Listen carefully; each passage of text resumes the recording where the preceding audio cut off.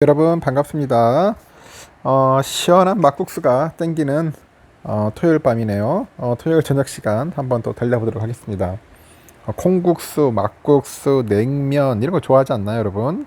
뭐 밀면도 좋아하는 분이 있던데 밀면은 좀 경상도 쪽인 것 같은데 한 냉면을 많이 좋아하더라고. 냉면 위쪽 지방은 또 강원도는 좀 막국수.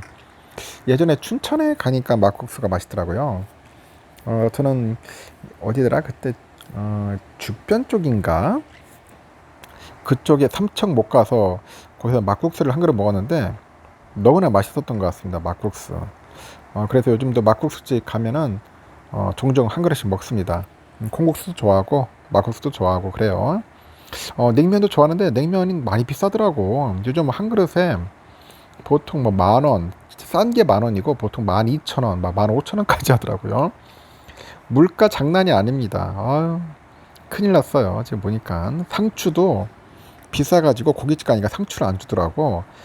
보통 뭐 상추 한 상자에 만 원이 채 안 됐는데 뭐 도매점 같은데 가보니까 상추 한 상자에 뭐 7만 원, 8만 원까지 한다고 합니다. 그 야채값이 폭등을 해가지고 요즘 고깃집, 횟집 상당히 힘들다고 합니다. 손님들한테 야채도 못 주니까 손님들은 왜 안 주냐고 또 난리 치겠죠. 하여튼 물가가 많이 올랐기 때문에 여러분들 그런 점들을 참고하셔서 주문을 좀 하셔야 할 거예요. 하여튼 큰일입니다. 경기 상황은 좀씩 안 좋아, 좀 침체되는 것 같고 물가는 계속 오르고 있고 그런 악조건이 계속 지금 되풀이되고 있다는 겁니다. 요즘 보니까 2차 전지 관련 종목들이 이제 사상 최고가와 급락을 주고받고 있어요. 2차 전지 보면 아주 흥미롭잖아요. 그래서 여러분들 지난주 혼돈의 일주일을 마무리했는데 이 막판에 보니까 개미들이 이제 매수세가 유입이 됩니다. 그러다 보니 반등세를 보였는데 이번에 반등이 개미 대반격의 서막일지 데스켓 바운스라 불리는 최후의 발악일지 초미의 관심이 현재 집중되고 있다. 그렇게 보시면 됩니다. 한국거래소에 따르니까 2차 전지 종목들은 지난 한 주간 천국과 지옥을 오갔습니다. 천국과 지옥을 오가는 시간을 보냈다. 그렇게 되시면 돼요. 먼저 한 주당 103만 원 정도 한 주를 시작했던 에코프로가 지난 26일 날 153만 9천 원까지 갔어요. 깜짝 놀랐습니다. 야, 이렇게까지 올라가나 하면서도 하여튼 욕심이 장난이 아니었어요. 사상 최고가를 갈아치웠고 근데 26일 오후 되니까 또 1시 반 정도 그때 막 급락세가 나타났죠. 폭락의 그런 모습이 보였어요. 차익 실현 매물이 막 쏟아져 나오니까 28일 날 오전에는 93만 5천 원까지 미끄러졌고 그 한 주간에 고점과 저점의 차이가 60만 4천 원이었어. 고점과 저점. 그러니까 마이너스 39.2% 정도 됩니다. 이렇게 에코프로는 매도 매수 공방을 막 치열하게 지금 벌이고 있어요. 그러다 보니 28일 날 최종적으로 12% 상승해서 이제 110만 4천 원으로 기록을 했습니다. 반등에는 성공을 했어요. 반등에 성공했는데 다만 고점 대비 28.27% 하락한 금액입니다. 이때 매수한 투자자는 큰 손실을 면치 못합니다. 그런데 들어가면 안 돼, 여러분. 140만 원, 150만 원 아닌 것 같아. 현실적으로.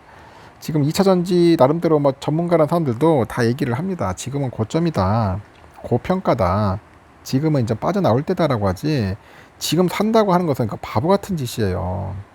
아무리 단타가 좋다 하더라도 절대 그렇게 하시면 안 됩니다. 에코프로 BM도 상황이 거의 판박이에요. 판박이. 응? 26일 날 오전에 58만 4천 원까지 가더라고.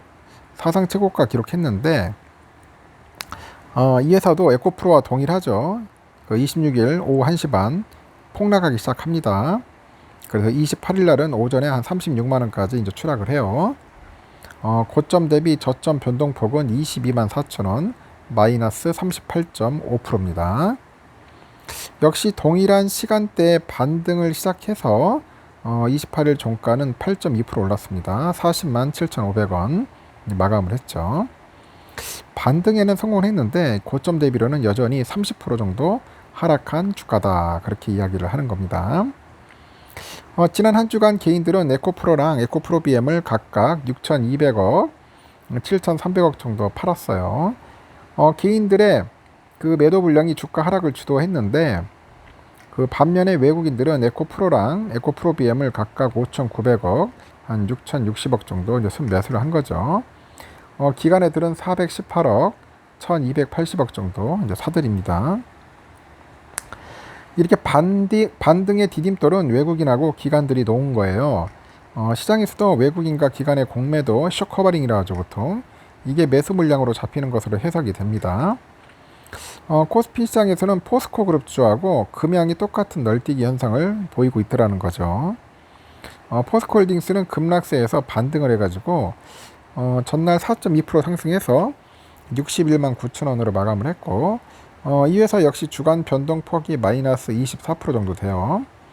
최고 76만 4천 원까지 그 치솟았던 그 주가가 전날 오전에 57만 9천 원까지 추락을 합니다. 추락을 했어요. 포스코 퓨처엠도 46만 4천 원까지 내리꽂던 주가가 장 막판 그 반등을 하다 보니까 51만 원으로 이제 마감을 해요. 고점 대비 저점 변동폭은 마이너스 33%다. 다 그랬어요. 지금 그날 난리 쳤잖아요. 아주 흥미로운 날이었어요. 26일 날. 더 골 때리는 기업이 금양이야. 금양. 이 금양의 널뛰기가 가장 심합니다.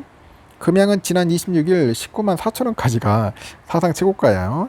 이게 4천 원짜리 주식이었는데 보통. 2차전지 종목의 동일한 패턴으로 10만 5,400원까지 추락을 합니다. 불과 3거래를 채우기 전에 고점 대비 45.6% 정도 이제 하락을 해요. 주가가 반토막 수준에 달했고 막판 반등을 했는데 여전히 고점 대비 30.8%다. 그렇게 보시면 됩니다.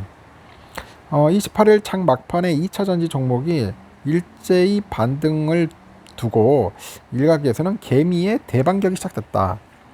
일시적인 흔들림이었을 뿐 대세상승엔 영향이 없다. 그런 주장을 합니다. 하지만 그 또 다른 축에선 데드캣 바운스에 불과하다. 그런 이야기도 있어요. 데드캣 바운스란 죽은 고양이가 튀어오른다. 그런 의미의 증시예요. 격언입니다. 그런 의미의 증시 격언이다. 그렇게 보시면 됩니다. 전통적으로 대하락이 오기 전에 반발 매수세 등으로 잠시 주가가 이제 회복되는 현상을 일컬어요. 모 증권사 리서치 센터장이 그랬네. 28일 날 반등 시점에서 매수 주체를 보니까 포스코 홀딩스만 개인이 있고 나머지는 뭐 외국인이나 기관 애들이 매수 주체인 경우가 대부분이다. 이 시점에서 보면 외국인이나 기관 애들이 공매도 잔고를 털어내는 숏 커버링 한 것 같다. 뭐 그렇게 이야기를 합니다.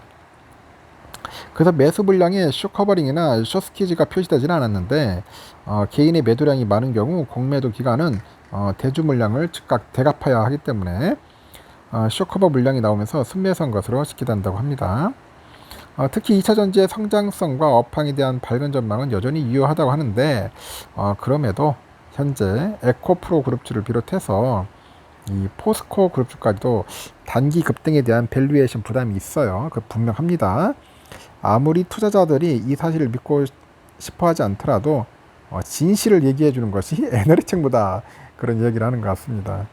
하여튼 애널들도 욕 겁나게 먹어요. 믿을 만한 애널 하나도 없다. 다들 그렇게 얘기를 하는 것 같습니다.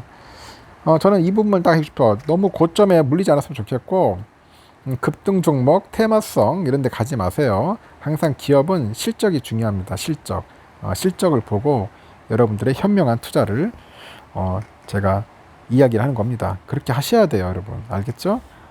여러분의 돈 소중하잖아요. 버는 것도 중요하지만 잃지 않는 것도 중요하다는 거 다시 한번 명심하시기 바랍니다. 여기까지 하겠습니다. 저녁 맛있게 드세요.